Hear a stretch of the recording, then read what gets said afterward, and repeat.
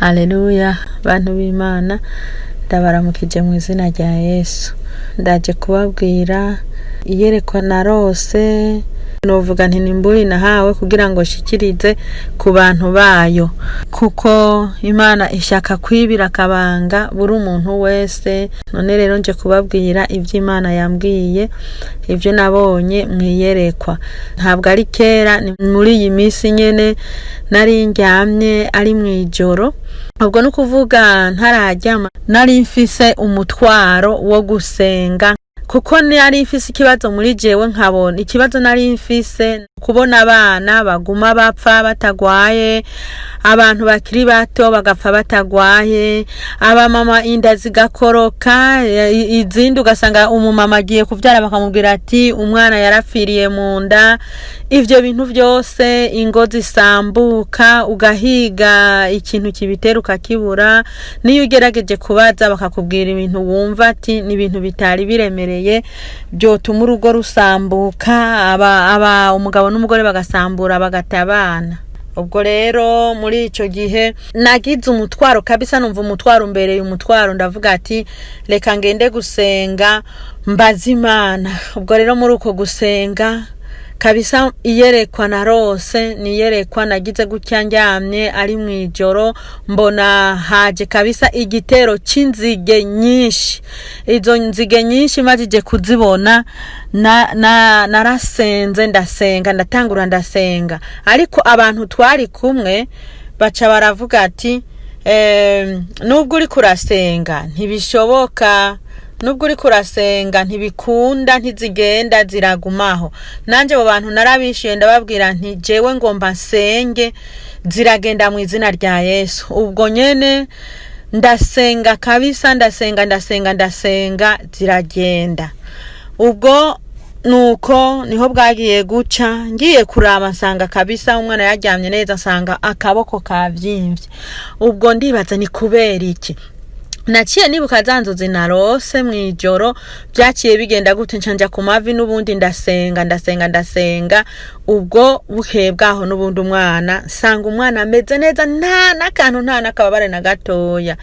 Ubwo ndavuga ntari kose ibi bintu nibiki. N'ubundi bwarije turaryama, n'ubundi mfata amasengesho ndasenga.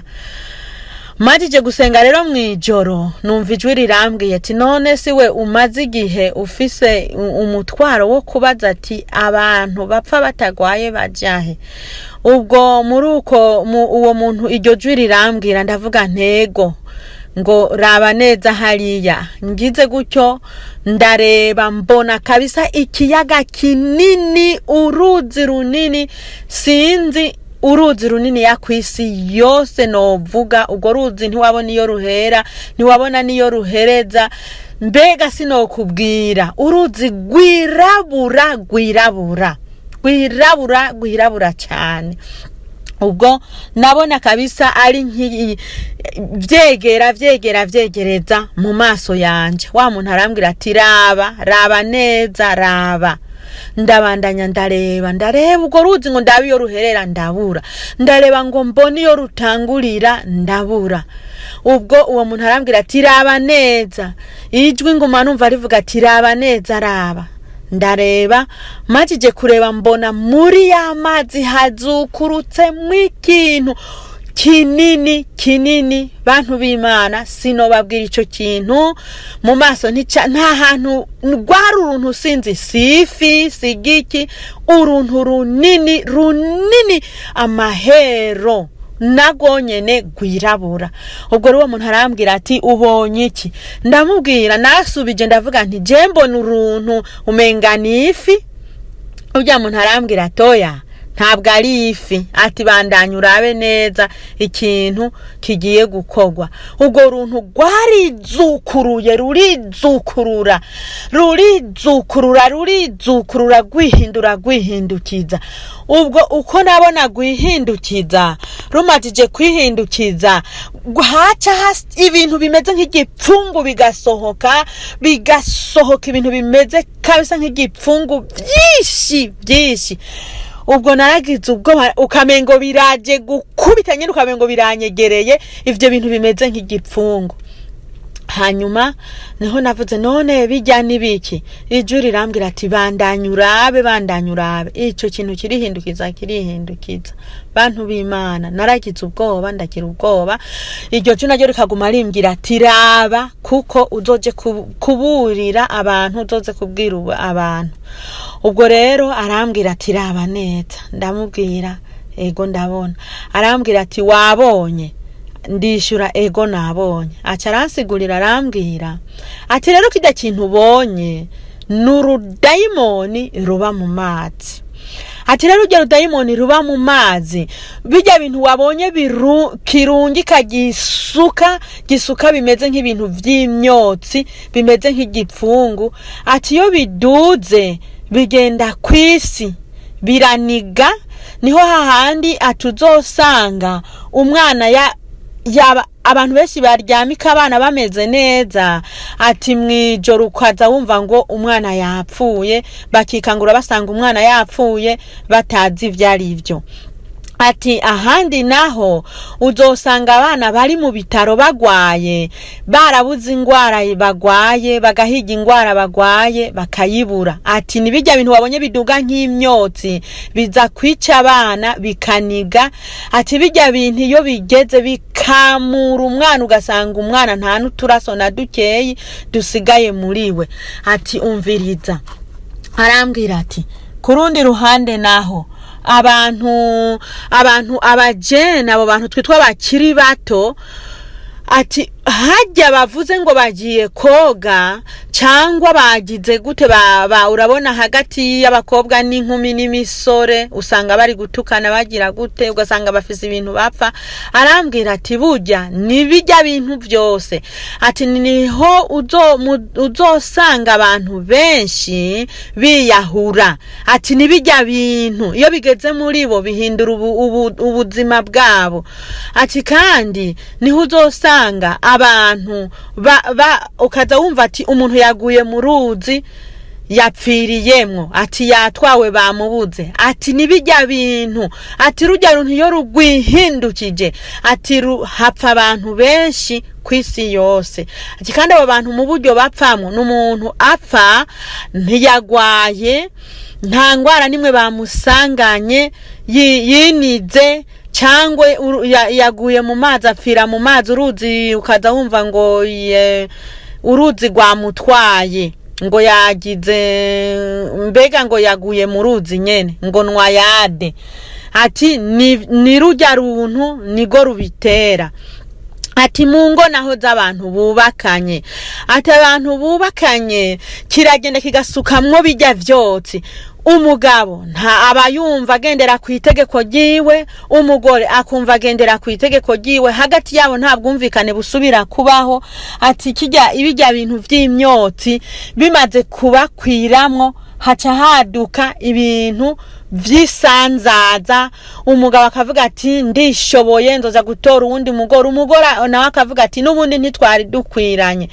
Ati rero muri ico gihe urugo rukaba rurasambutse. Hanyuma arambwira ati bandanyurabe, ati raba wumvirize wumve, ati nubundi kirabandanya kigakora, nubundi naguma mbona cibirindura. Ariko uko cibirindura akambwira ati bijya bintu byose kirungika. Atusanga iyo umumama afisinda, abamama benshi badasenga, abantu benshi badasenga, baryama badasenze, mbese ubuzima bwabo nyene usanga mu mibereho yabo nihasenze, arasenga agasenga ya masengesho nyene wumva ko ataho yashitse, atana hamwe yagiye amasengesho akagumaho. Ati rero bijya vyuki iyo bije bikayafata mpiri ntacaba gikora. Ati niho uzosanga ukaza wumva ati umumama yari afise inda, mugabo yagiye kuvyara basanga yavyaye umwana yapfiriye muriwe. Ariko bagahiga igihe yapfiriye muriwe, bagasanga hari igihe bakubwira ati hari uyu munsi canke hareze canke hari mu ndwi heze. Ati ivyo bintu ni ibintu bidasobanutse, nibijya bintu wabonye gisuka. Ati nivyo kigira gute kibitera. ati rero ndagutumye ugende ubwira abantu baburire ubabwire yuko ni igihe cyo gusenga. Ati ni igihe cyo gusenga, ni igihe cyo gusenga. Aba mama mufise abana musengera abana bataraja kuryama, mubasengere, mubaragize ya maraso Yesu yavira ku musaraba, mubaragize na ya mazi Yesu yavira ku musaraba. Ati ajya maraso arakingira cyane, najya amazi aroza cyane. Ati umbwirira abamama basenge, abamama bafise abana, n'ubutamufise asengera umubanyi wiwe, asengera umugenzi wiwe. Ati asenge, isengesho rizokora. Arambwira ati ugende ubwira abamama bafise ingo bubatse, ati nimuhaguruke musenge, ni igihe cyo gusenga. Ati kuko kijya kintu wabonye ntabwo ari ifi, ati kiraje, ati kiraje kandi kizananye ububasha bwishi. Umuntu wese atazosenga, umuntu wese atinyegeje mu maraso ya Yesu, kizobahitana. Ati raba neza. Ubwo narabandanije ndaraba, arabandanya arambwira ati ndagutumye ugende ubwire umumama, abamama bafise abana bakiri bato, abana bakuze, basenga abo bana babigishe gusenga. Aho baba basohotse abo bana bitwikiriza amaraso ya Yesu. Abakobwa n'abahungu bakiri bato bagende bitwikirije amaraso y'umwana w'intama, amaraso ya Yesu yasheshe ku musaraba. Atajya amaraso ubuzoyahamagara, ubuzoyishirako, ahazogera hageze ikibazo ajya amaraso azomukiza. Aranambwira ati ubibutse ko muri Egiputa umumarayika yaje mwijoro agatikiza. Ati ubibutse yuko ikimenyetso cyatumye Abisirayeli barokoka basize amaraso ku miryango. Ati ugende ubwira abantu bo muri iki gihe nabo bisige amaraso y'umwana amaraso y'umwana w'intama Yesu Kristo yatubambiwe ku musaraba, agasesa ku musaraba, ko ayo maraso ariyo azobakiza, ari azorokora ubugingo bw'abana babo, ari azorokora ingo, ari azorokora abamama bafise inda. Mbega ati ayo maraso abariyo bitwikiriza. Arambwira ati genda ubwire yaba umuntu adasenga, umuntu yasenga rimwe yongere ko basenge cyane, basenge cyane. Arambwira ati raba muri iki gihe abantu bariyahura cyane, abana barapfa, abamama benshi basiga abana bagiye ku kazi bagasanga abana bapfuye, abamama benshi bagasiga abana muhira bagiye ahantu bagasanga abana bapfuye, nta kintu kiba kihari, nta ngwara nimwe hari bishe.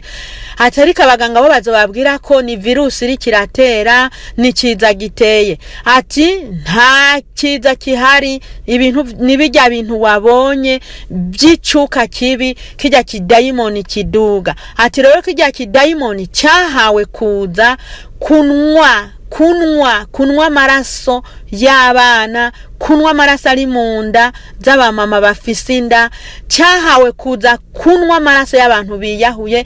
Ati arambwira ati n'abantu benshi uzosanga imiryango myinshi uyu munsi bafata abana babo bakabaniga, abandi bagafata abana babo bakabakerera. Ati nikijya nyene nico kivyihishije inyuma, nico gitera bijya bintu byose.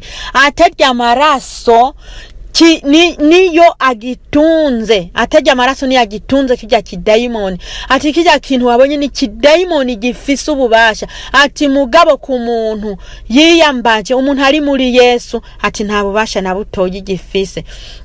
Arambwira ati ubabwire, usubire mubabwire basenge cyane, abantu banje nanje nzobatabara, uzonyambaza nzomutabara. Amaraso. Ubwo muri iryo yerekwa cyangwa muri izo nzozi nuko nabibonye. None rero bene data, bantu b'Imana dusenga, ndabasaba dusenge cyane, kuko murumva yuko kandi iyo tubiravye naho tworabisha ya maso, nta kuntu woba waravyaye umwana hanyuma uwo mwana wamara kumuvyara, hanyuma ugafata imbugita ukubaha kukamukerera, ugafata umugozi ukubaha kukamuniga umwana wivyariye. Kandi na hato batari uwawe nta kuntu woshobora gufata umwana ngo umukerere canke umunige canke umute. Ubwo rero ndasaba kugira ngo kabisa dusenge, kuko ijambo ry'Imana riravuga ati nta na kimwe kizoba itibi yakabanga basavye bayo. Murumva yuko nababwiye yuko namaze igihe mfise umutwaro, mfise ikibazo c'ivyo bintu biba, nkumva gose ndabifitiye umutwaro, mara igihe kinini senga kinini, ariko nishiwe muri iki gihe. Ubwo rero urumva yuko ni ibintu bikomeye bene data, murabe ku mpande zose kwisi yose abantu bariyahura, abantu baratwagwa n'inzuzi mu bintu bidasobanutse, abana barapfa batagwaye, ingo nyinshi zirasambuka muri iki gihe.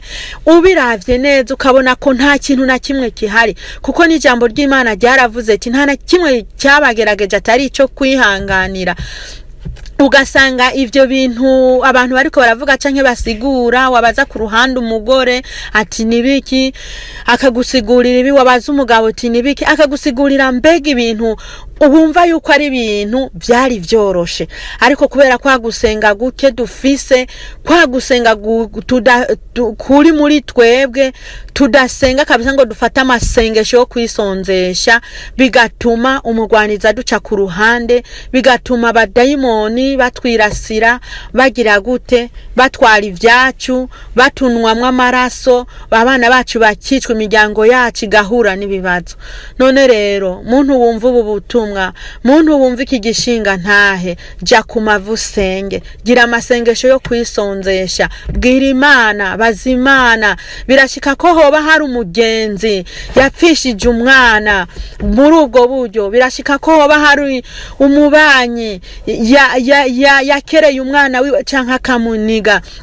Ubwo urumva yuko nababwiye ko narabwiwe ngo nze ndababwire ko kiraje, kandi kiriko kiraza, kiriko kirasunika, kiriko kirasuka ivyo bintu. Ariko Imana idukunda iravuga ati genda ubabwire binyegeze muri Yesu, banyegeze abana babo muri Yesu, banyegeze imiryango yabo muri Yesu, banyegeze abuzukuru, abagenzi muri Yesu. Ubwo rero nukuri bantu b'Imana dusangiye urugendo, turabwirwa gusenga, turabwirwa kuba maso, turabwirwa gukanura ijisho, turabwirwa kuraba, kuko umugwanizi wewe arahagaze ashaka kutumara twese, arahagaze ashaka kutumara twese. Ariko Yesu Kristo yashesha amaraso ku musaraba Igorogota, amaraso n'amazi byo kuducungura, byo kudukiza, aba ari byo twiyambaza. Ubwo rero Imana ibahezagire. Ego mwese muhezagirwe, tubandanye gusenga. We wasenga rimwe ongezako, wewe wisonzesha rimwe mu kwezi ongezako, kugira ngo isengesho rigira ico rikoze kwisi yose, Imana izokwikorera itarabiye. Ubwo rero Imana ibahezagire. Umuntu wese yumva iki gishinga ntaho ubutumwa abugeze kuri mugenzi we, kuko nimburi irakubwira wewe, irambarira jewe. Twese tuje hamwe dufatana amaboko dusenge, Imana izonesha, kuko Yesu yaranesheje. Haleluya. Imana ibahezagire. Amen.